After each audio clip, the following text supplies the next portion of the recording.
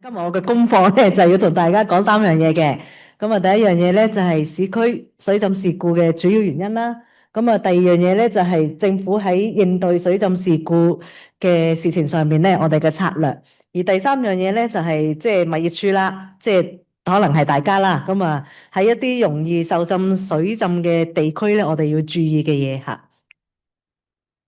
係啦，咁啊嗱，呢張圖咁，我唔知道即係大家有冇見過啦，亦都唔知道大家咧，其實對我哋而家香港嗰個即係公共渠務嘅系統咧，有冇即係有幾多認識啦？咁呢張圖咧，其實就可以話到俾大家聽咧，原來咧即係喺市區啦，咁啊雨水我哋嗰個雨水排放系統咧，一般咧係點樣嚟到去運作同埋即係收集雨水嘅？咁啊大家見到咧就有條馬路啦，行車路面。咁啊，見到馬路咧向兩邊斜嘅，咁啊點解要向兩邊斜咧？就係其實咧好多時落嚟嘅雨水咧，就係透過馬路嘅集水溝即係我哋叫溝渠啦，英文嚇。咁咧就收集咗啲馬路雨，即係收集咗雨水啦。咁就跟住咧就會透過呢啲集水溝，咁就會落去下面一條。如果大家見到一條灰灰地色打斜嗰條筒啦咁就係呢啲集水溝咧，就會將佢哋收集到嘅水咧，就落去下面一條大主渠啦。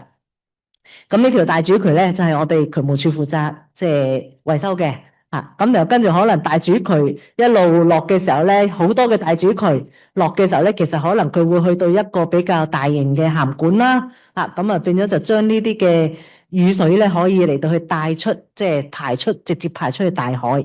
咁呢個咧就係其實係我哋嗰個嘅，即係政府而家嗰個嘅主要排水系統嗰個嘅結構係咁樣啦咁所以其實大家咧就好，其實好簡單嘅，即係如果萬一喺其中一個集水溝塞咗，咁啊會發生咩咧？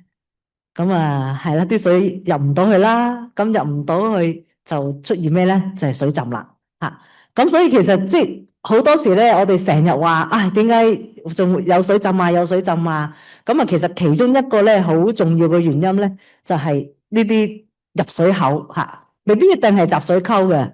咁如果喺山邊咧，就可能係一啲即係沙井嘅入水口咁啦如果呢啲嘢塞咗嘅話咧，啲水入唔到去嘅話咧，咁你咪亂咁行咯。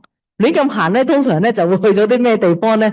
咁啊，成日話水向低流啊嘛，咁啊亂咁行，咁咪去咗啲低嘅地方啦。咁去到嗰啲低嘅地方，可能佢嗰度未必有入水口，又或者佢嘅入水口唔夠多，咁咧啲水排唔切嘅時候，咁咪堆咗喺嗰度，咁咪造成水浸咯咁其實呢一個嘅原因咧，亦都係近年啦，即係近呢即係十幾年，我哋渠務署去處理即係落雨嘅時候咧，處理一啲水浸報告嘅時候咧，我哋發覺都係經常係一個好主要嘅原因就係因為咧啲入水嘅口塞咗，咁啊導致雨水入唔到去啦咁啊即係亦都以往即係以往其實即係水浸嘅原因咧，都仲有其他原因嘅就係80、90年代嘅時候咧，大家可能都會發覺，甚或乎接近2000年嘅時候咧，大家可能都記得，哇！即係嗰陣時可能落親雨咧，即係新界嘅地方咧，都係一片黃泥水，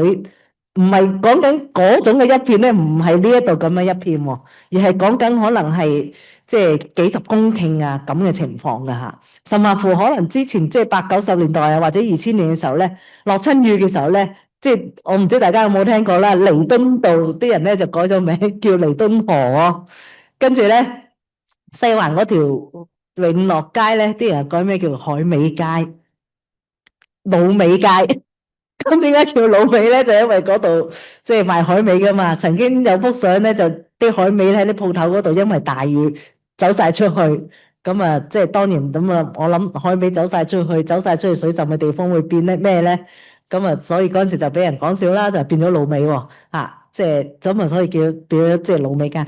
咁呢啲其實都係好耐，即係以前其實即係點解會發生呢咁嘅嘢咧？咁啊，其中一個原因就係城市化啦。咁喺新界地方，原本佢嘅係一啲泥土地嚟嘅落雨嘅時候咧，有部分嘅雨水可以靠泥土嚟到去直接即係滲咗落地下裏面咁但係因為一路城市發展咁啊，將啲泥土地用石屎鋪咗，變咗雨水咧就唔可以落去。亦都增加咗地面好多雨水嚇。咁而一路去城市發展嘅時候，可能舊有嘅渠桶唔夠容量，可以帶走呢啲雨水，咁咪出現水浸咯嚇。咁啊，亦都就係因為咁嘅緣故啦，舊有嘅渠桶佢嗰個排洪能力唔足夠啦嚇。咁啊，另外頭先我講過啦，第二個原因就係因為即係塞啦嚇，咁啊塞咗嗰個入水口，咁啊會出現水浸啦。咁而另外咧有一個原因咧，亦都會係經常可能喺某一啲地方咧會出現水浸嘅，就係呢啲低洼地方啦嚇。咁啊所謂低洼地方，咁頭先講過啦，水向低流。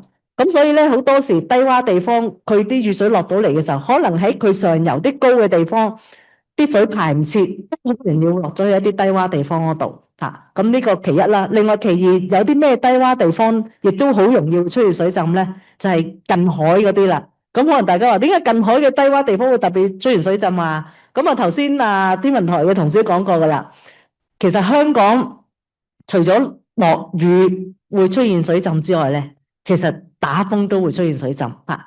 打風水浸嘅時候，其實啲沿岸嘅低洼地方咧，個水浸風險係好大嘅嚇。因為頭先都見到一啲嘅相片啦，見到杏花村啦，又或者其他近岸嘅地方嚇，好大機會係因為即係打風嘅時候，個海浪好高，啲水入咗嚟嚇，甚或乎個海平面又好高。如果佢沿岸嘅低洼地方低過個海平面嘅時候，又冇屏障嚟到擋住佢嘅話咧，咁啲水咪又入咗嚟咯。甚或乎仲有第三個原因，個海平面可能未必高過隔離嘅，但係個海平面高過嗰條出水渠嘅渠口，咁啊會發生咩事咧？啲海水咪經嗰條渠入咗去裡面嘅低洼地方咯。咁我哋成日叫做海水倒灌就係咁嘅意思啦。咁所以咧變咗低洼嘅地方啦嚇，即係特別係沿岸嘅低洼地方，喺打風嘅時候咧，即使個天冇落雨，但係海水咧都會有機會令到佢出現水浸嚇。咁啊，所以即係啦，個風暴潮就令到個海平面上升嚇。咁種種原因其實即係呢個亦都係喺香港啦，我哋呢個即係咁即係繁華嘅城市裏面，其實即係令到我哋有水浸，就基本上過往都係即係呢幾類啦嚇。咁但係咧就即係因為即係處理水浸係我哋渠務署嘅責任啦嚇，亦都要去令到嗰個水浸風險減低，亦都係即係我哋嘅責任啦嚇。咁啊，即係頭先天文台同事都講過啦，咁啊喺阿司長佢上年5月嗰個嘅嗰個 press con 裏面咧，咁啊俾咗個16真言我哋啦，就係超前準備、加強預警、果斷應急、迅速復原嚇。咁啊，其實呢個都係即係我要俾我哋個方向嚟到行啦嚇。咁但係咧，其實即係喺呢16真言，其實就係2023年發生嗰個特大暴雨之後，咁啊好多地方都有出現水浸啦嚇。咁啊，其實我都可以講，其實喺23年出現水浸嘅地方裏面，其實真係絕大部分咧，我哋事後去分析咧，都係因為嗰個入水口塞咗嚇。咁啊，入水口點解會塞啦？咁就係因為嗰場雨真係好大。咁啊，香港咧係好得意嘅，喺個繁華城市嘅背脊係咩咧？係一個山坡嘛。咁就係當日就係因為嗰場雨真係好大啦。咁啊變咗嚟自山坡好多嘅山泥都被沖刷落嚟。咁我哋事後咧即係發覺好多嘅入水口咧都係被呢啲山泥即係塞咗啦。甚或乎有啲再嚴重一啲嘅地方，例如喺柴灣啊，或者頭先即係所講嘅黃大仙啦，個入水口直情係可能因為山坡有啲大嘅物件衝落嚟，直情係個入水口係即係有啲入水口咧係發覺佢係被啲唔知咩撞擊而係有損壞嘅，而有一啲入水口咧係直情係堆滿晒泥沙嘅嚇。咁變咗個情況就係咁樣啦嚇。咁啊，所以23年咧嗰個情況其實好多時我哋發現，即係嗰個水浸嘅原因都係因為咁啦嚇。咁啊，咁呢啲咧其實真係好難避免，所以咧都要靠大家頭先所講噶啦，喺你哋個範圍裏面做好你哋嘅斜坡維修咧，就會減少你哋範圍裏面嘅水浸嚇。咁至於我哋政府嘅責任咧，就係我哋係會嚟到去提供一個完善嘅雨水排放系統，就令到當落雨嚟嘅時候咧，雨水可以嚟到順利排走。咁所以其實過往咧，我哋已經咧即係制定咗一個叫做綜合防洪管理策略。咁我哋會從3方面嚟到去着手，包括適應啦、應變同埋管理。咁如果大家留意呢三方面嗰個英文字嘅頭嗰個字 ARM 係咩啊？Arm 係啦。咁我哋希望咧，即係透過呢個措施咧，我哋可以嚟到去減低香港嘅水浸風險啦嚇。咁嗱喺適應方面咧，我哋成日講話防洪三招啊，我諗大家都成日聽。咩叫防洪三招咧？嗱，第一招就叫咩咧？疏浚，下游疏浚。下游疏浚其實好簡單嘅，就係擴大。我哋去擴大啲咩咧？就擴大我哋條渠，或者擴大我哋啲河啦嚇。咁嚟到咧，令到佢有更多嘅排洪能力。雨水落嚟嘅時候咧，可以盡快嘅嚟到將雨水排走嚇。咁啊，另外第二招啦，就係蓄洪。咁頭先都講啦，都已經有擴大嘅方法啦。點解我哋仲要用蓄洪咧？就係因為咧喺香港咧係一個真係一個密密麻麻嘅都市，地面密密麻麻，其實地底都密密麻麻。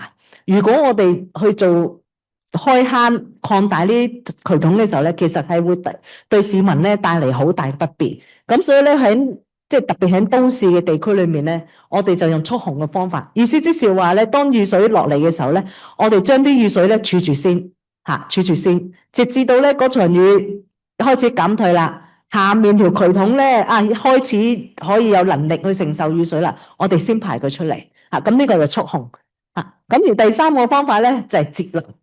意思即是話咧，我哋喺山上面或者啲上游地方，我哋做一條大啲嘅嘢，咁咪截咗山上面嘅水先咯，咁咪變咗少咗水落下游啦，下游嘅水浸機會咪低咗咯。咁所以過去咧，我哋都係用一條用排洪隧道嘅方式嚟到咧去將山上面嘅雨水嚟到去截流啦嚇。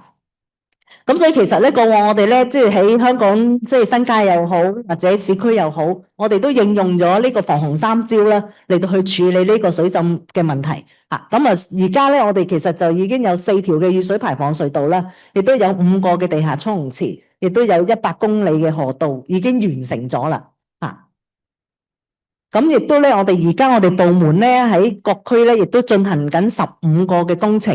咁呢15個工程裏面咧，當中亦都包括有即係喺唔同地方，我哋會有做呢個蓄洪池嘅，咁嚟到係希望可以嚟到去繼續嚟到去減低呢個水浸嘅風險啦，亦都希望即係而我哋呢啲工程咧，亦都考慮到嗰個氣候變化，去到世紀中嘅時候嗰個情景，我哋都考慮埋㗎啦。咁所以咧，其實我哋即係已經有一個前瞻性嚟到做緊嚇。咁但係咧，大家都可以問啦，就點解要係去到世紀中啊，唔去遠啲啊？嚇，就係因為正正咧，去到世紀末嘅時候，嗰個氣候變化嗰個預測，其實仲有一個好大嘅不確定性嚇。咁所以其實而家政府係用緊一個咩策略咧？就用緊一個叫做循序漸進嘅策略。意思即是話咧，我哋見到有個風險上嘅時候，我哋一路去減低一橛，咁佢再上嘅時候，去到有一個位，我哋又去咁樣減，一級一級咁樣減，就唔係話一開始就做好大扎嘅嘢嚟到去減晒70年後嗰個風險嚇。咁呢個咧其實係一個比較即係合成本效益嘅風險，同埋亦都我哋會係不斷咁嚟到去監察住嗰個氣候變化對嗰個雨水或者對嗰個海平面嗰個影響嚟到去咧按住嗰個最新嗰個監測，我哋嚟到去一路咁嚟到去用工程嘅手段嚟到解決咯，係啦。咁呢個咧就我哋所講適應啦。咁頭先講話3招，即係3個 ARM 啊嘛嚇。咁 R 方面係乜嘢咧？應變。咁啊，其實喺應變方面咧，我哋其實都一路去推緊喺一啲新嘅發展區裏面咧，我哋透過一個概念叫做一地多用嘅概念。意思即是話咧，其實有一啲嘅公共空間咧，喺落雨嘅時候咧，應該市民都唔會去噶啦嚇。即係你落雨，你會好少走出去打波噶嘛。你落雨，你唔會走出去行公，即係落到好大嗰陣咯。咁微雨可能會，你落到好大雨嘅時候，你唔會走出去行公園噶嘛。咁所以我哋就利用呢一個咧，即係呢個機遇啊，嚟緊喺一啲新發展區裏面咧，即係我哋同即係有關嘅工程部門，亦都係不斷咁嚟到去將呢一個概念話俾佢聽啦。就係話希望有一啲嘅公共空間啊，球場又好，或者公園又好，希望落雨嘅時候咧，佢可以做到一個蓄洪嘅作用嚇。咁咧。但係平日咧就可以俾市民嚟到去享用，咁就即係對比起我哋過往喺地底起一個好大嘅蓄洪池，我哋咧希望都可以有呢個機遇，可以嚟到去喺地面嚇嚟到去做一啲咁嘅空間嚇，咁誒讓到嗰個嘅嗰片嘅土地啦，可以更加即係地盡其用啦嚇。咁另外第二樣嘢咧就係即係頭先提到嗰個咧，我哋叫做可泛洪地區啦。其實亦都係我哋近年不斷去推嘅叫做南路排水建設裏面其中一個元素。而其實裏面仲有好多其他元素。嗱，呢啲元素咧就可能同你哋有關嘅喎。例如我哋都建議多啲做綠化天台，又或者喺一啲即係私人嘅管理嘅物業裏面，佢哋可以考慮試下做多啲嘅多孔嘅透水路面嚇。咁又或者雨水重用啦系統。咁我知道香港都有一啲嘅發展，即係development都有做嘅。咁呢啲其實就係個作用係咩咧？係減少排落去即係雨水渠嘅量嚇，減少咗啦，下面咪有條渠咪有空間去承受更多嘅雨水咯。咁所以呢個咧亦都係我哋不斷嘅嚟推緊啊。咁應變除咗頭先講嘅南路排水建設之外咧，另一個應變咧，我哋就係都會建議咧係一啲擋水設施嚇。咁嗱，右邊嗰張圖咧，大家見到啦，大澳。咁咧，大家咧就唔好誤會以為咧有船嘅地方係水浸地方，其實有船嘅地方就係出面個海，裏面咧就係大澳裏面嚇。咁當年咧就係喺天鴿三足嘅時候咧，就係我哋就係沿住個海邊嚇，我哋就知道咗個颱風嚟啦。咁我哋嘅承建商就出去插呢啲擋水板，插咗呢啲擋水板之後咧，就變咗有效咁保護咗大澳裏面低洼地方，個海水唔會走咗入去嚇。咁喺我哋部門近年啦，我哋都即係喺國內啊或者海外咧，我哋都希望咧物色唔同類型嘅擋水板，咁咧就俾業界咧可以參考嘅。咁啊呢一紅色嗰啲咧就比較簡單啲嘅，其實一塊咁大塊到嘅嘢 L 型嘅，咁佢哋彼此之間咧可以有啲lock住嘅。咁如果你喺你哋嘅物業門口擺幾塊呢啲嘢 lock住嘅時候咧，咁如果萬一真係出面水浸嘅時候，啲雨水咪唔會入咗你哋嘅物業咯，咁咪保護咗你哋嘅重要設施啦。咁呢個都幾好嘅，咩形狀都可以砌到嘅，圓形又得，curve 又得，直又得嚇。咁另外仲有一啲咧，嗰個你哋最右手邊嗰個啦，就係所謂嗰啲擋水板。嗱，頭先講大澳嗰啲咧，就真係要用人手嚟到去拆，用人手其實個暴雨係隨時都會嚟到噶嘛，你唔知佢幾時嚟。咁嚟到先插就死啦，或者浸咗先插，你已經浸咗啦。咁呢即係啲水動式同埋電動式呢兩隻咧就有個好處啦，你唔需要24小時望住佢嚇。電動式嗰隻咧，其實佢就係靠一個 sensor，當嗰個 sensor 咧即係感應到有某個水深嘅時候咧，咁啊塊板就會升起噶啦。咁而水動式嗰隻就仲犀利，佢自己會識得浮起嘅嚇。咁但係呢啲咧就係一啲即係你係要點講啊？我哋叫做 permanently 啦。咁安咗喺嗰個位嗰度嘅，但係平日咧佢就即係同喺個地面嗰度，佢又唔會凸起嘅，同個地面係平嘅。但係當佢即係發現到有水嘅時候，佢就會升起啦。嚇，咁而呢啲咧就係一啲臨時嘅啦。嚇，上面呢個咧就係沖水式屏障，臨時嘅。咁呢個亦都係即係當如果預測到有颱風啊，如果你哋嘅物業喺海邊嘅時候咧，我都建議你哋咧即係買翻條呢啲嘢。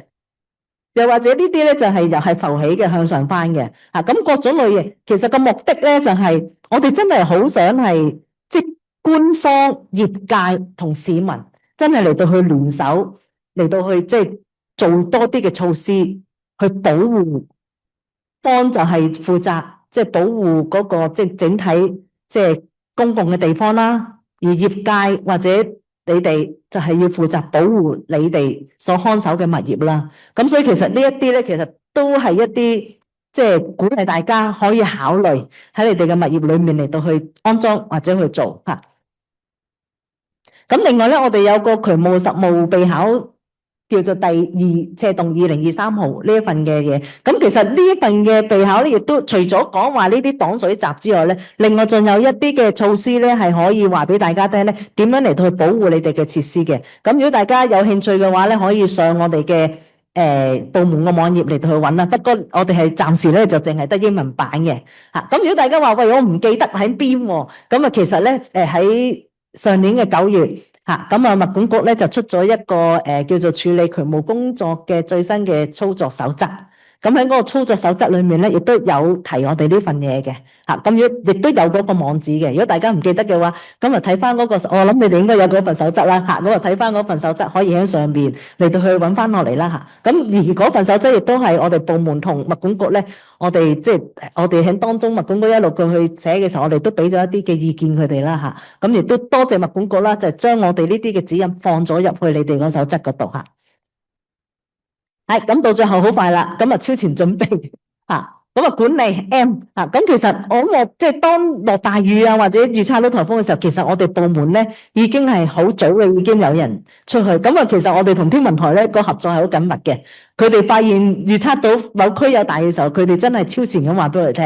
咁而我哋又超前就出去咧，即係睇翻我哋嘅渠道嚇，亦都睇翻即係如果發現有淤塞嘅時候咧，就即刻嚟到去清理咗。咁啊，迎接即係呢個大雨啦嚇。咁另外真係喺大雨期間咧，咁我哋部門即係紅雨啊、黑雨啊、8號風球或以上期間，我哋部門嗰個緊急事故控制中心咧，亦都會啟動嘅，係處理水浸啦。同時間喺黑雨或者8號或以上嘅風球咧，咁我哋部門咧每2個鐘頭咧都會有一啲嘅水浸廣播，係話俾大家聽咧邊啲地方咧係有水浸嘅嚇。咁呢啲嘅廣播我哋咧就會俾各大傳媒，咁就由各大傳媒佢哋去發放啦。我哋亦都會擺上我哋部門我哋個下水嗰個嘅網頁。我諗大家知我哋有個下水嘅嗬嚇，咁啊唔記得 like 嘅話咧，咁啊陣間可以 like 下啦。咁如果 like 咗之後咧，打風期間就可以知道呢啲嘅水浸嘅資料啦嚇。係啦，咁啊講翻你哋啦。咁啊其實有啲咩地方咧係好容易有水浸噶啦？第一就係一啲低過地面嘅地方啦，例如地庫、地牢呢啲真係會係有水浸風險嘅地方啦。咁所以咧都鼓勵大家考慮頭先嗰啲嘅擋水設施啦。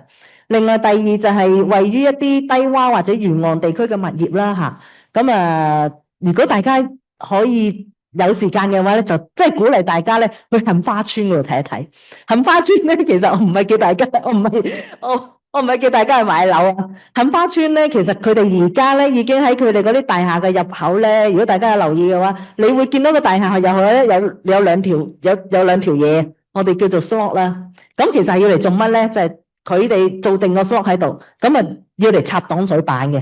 當颱風嘅時候咧，佢哋就會插呢啲擋水板，咁啊保護咗啲水唔會入咗佢大廈，亦都唔會浸咗佢 lift 啦。即係我只係想講就係，我哋做一樣好簡單嘅嘢，但係咧就保護咗你哋好多好重要嘅嘢，亦都慳咗你哋第日時要去維修呢啲好重要嘅嘢嘅錢嚇。咁咧跟住啦，位於斜坡或者斜路下嘅物業啦，頭先都講得好咩啦，好清楚啦。因為如果有山泥沖刷嘅時候，塞咗斜坡嘅排水渠，或者塞咗斜坡下面嘅排水渠，咁啲水咪會去邊咧？咪就係去隔離嗰啲地方咯嚇。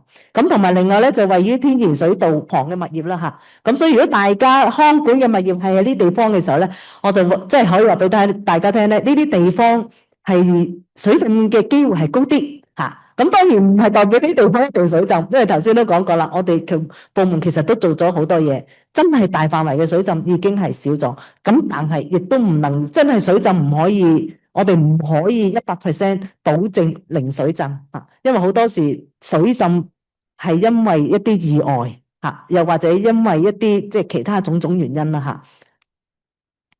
好，咁嗱，跟住咧要季前嘅準備啦嚇。咁啊，其實喺頭先我講嘅，你哋嗰個操作守則應該都有提噶啦。咁但係都鼓勵大家啦。你首先你要知你條渠喺邊啦，知道你條渠喺邊嘅時候咧，咁你就要真係好好看管佢嘅喎嚇。因為如果你條渠塞咗嘅話咧，其實到最後受損受害係邊個咧？就係你嗰座樓啦。咁所以我哋咧都鼓勵大家要定期咁嚟到睇睇你哋條渠嘅入水口啦，睇下佢有冇阻塞啦。如果有阻塞嘅話，咁就要去清一清佢啦。嚇，無論係你嘅暗渠又好，或者見到嘅 U 型渠又好，都係啦。有阻塞就清咗佢啦。咁如果個暗渠嘅你睇唔到嘅話咧，就真係要揾呢方面嘅專業人士嚟到去幫你哋睇啦嚇。